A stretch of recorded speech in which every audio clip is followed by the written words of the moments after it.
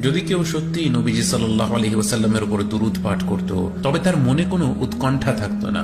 আমরা যদি নিয়মিতভাবে নবীজি সাল্লাল্লাহু আলাইহি ওয়াসাল্লামের উপর দুরূদ পাঠ করতাম, তবে আমাদের জীবনে দুঃখ, কষ্ট বা অশান্তি থাকতো না। যদি আমরা একনিষ্ঠ হৃদয়ে দুরূদ পাঠ করতাম, তবে কাউকে ভয় পেতাম না, কারণ নবীজি সাল্লাল্লাহু আলাইহি ওয়াসাল্লাম হলেন ঐশী রহস্য আর নূরের ভান্ডার, এক আধ্যাত্মিক আলোক জগতের উৎস।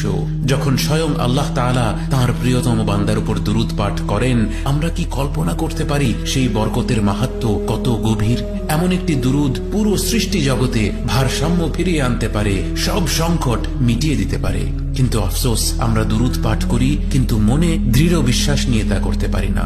মুখে বলি, হৃদয় তাতে সাড়া দেয় না। আবু হুরায়রা রাদিয়াল্লাহু আনহু বর্ণনা করেন, নবীজি সাল্লাল্লাহু আলাইহি ওয়াসাল্লাম বলেছেন, যে বেশি বেশি দুরূদ পাঠ করে তার সকল দুশ্চিন্তা দূর হয়ে যায় এবং তার সকল গুনাহ মাফ করে দেওয়া হয়। তাহলে মানুষ এত ভারাক্রান্ত কেন, এত চিন্তিত, বিষণ্ণ আর ক্লান্ত কেন?